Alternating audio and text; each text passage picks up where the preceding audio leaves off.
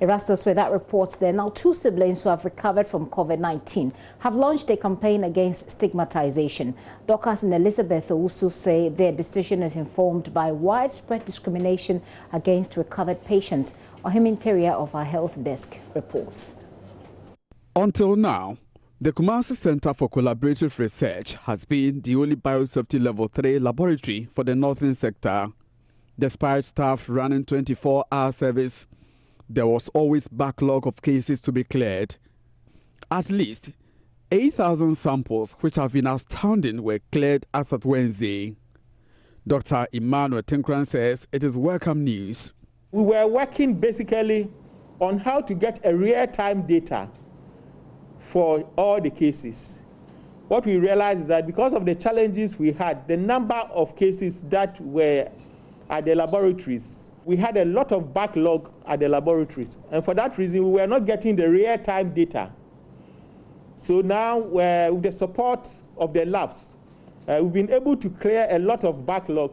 As at now, Kumasi Center for Collaborative Research have worked so hard, they've been able to clear the backlog.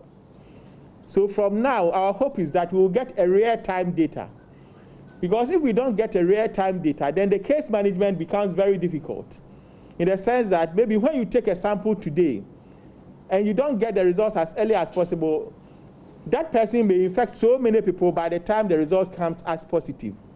So now the focus is to get a real-time data or real-time information so as to know who to isolate and then who to discharge as far as you are a suspected case. So far, we've been able to work with the labs. It's our plan to decentralize the labs. So apart from Kumasi Center for Collaborative Research, we are also working with Ghana Health Service to set up at least 2 labs in addition to KCCR.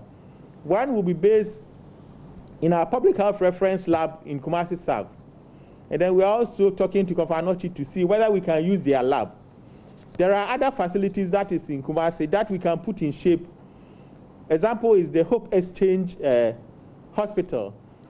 Despite the success-chalked, health authorities have another. Sincere apologies for that wrong insert there.